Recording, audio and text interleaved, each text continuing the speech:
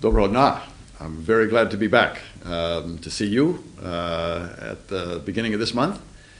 This has been a great month for us, but this is also the first anniversary of these podcasts. I hope you've enjoyed them. I've enjoyed having the opportunity to speak with Ukrainians about what's going on in the U.S. Embassy. And if you have too, then we will continue to do these. This has been a good month for us here. The big event, of course, was the President of the United States visit to Kyiv. President Bush had been looking forward to making this visit to Ukraine for a long time. And the conditions were finally right.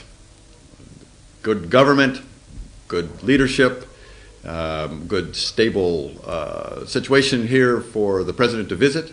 And he greatly appreciated the opportunity to be here.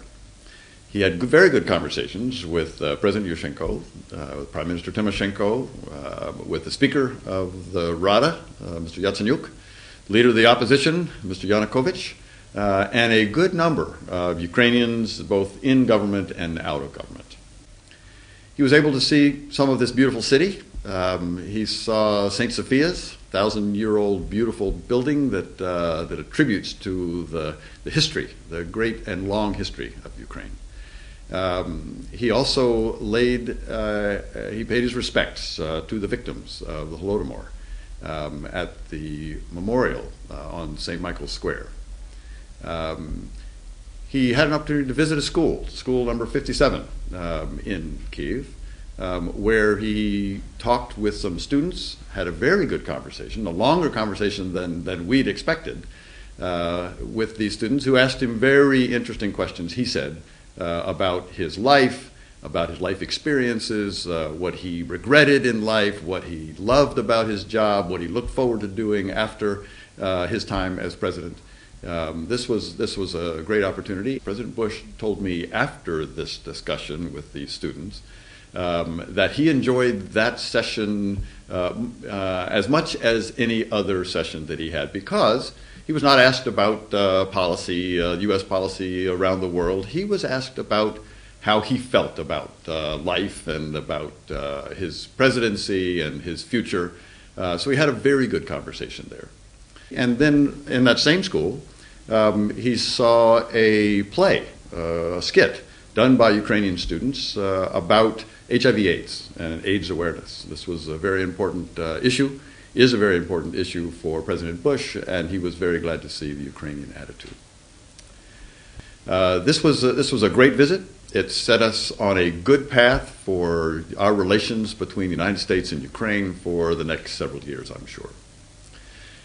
President Bush next went to Bucharest, where he used his visit to Kyiv to prepare to defend and advocate and argue in favor of the Ukrainian position.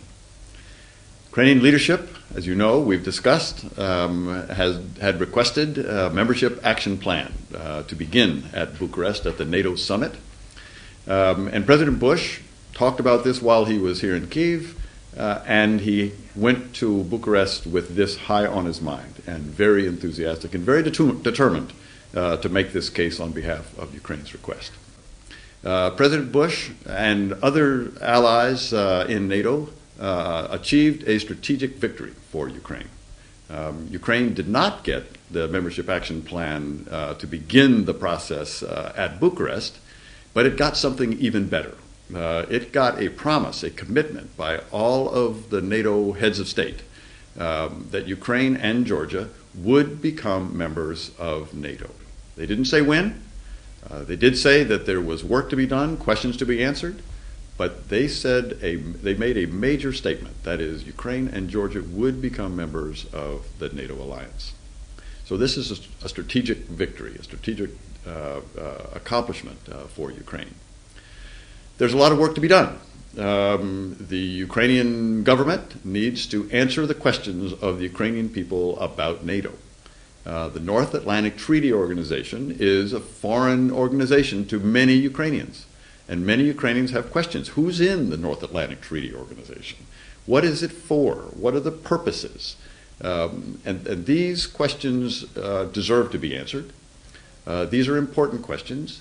And only when the Ukrainian people get the answers to these questions should they be asked whether or not they want to join the North Atlantic Treaty Organization, NATO.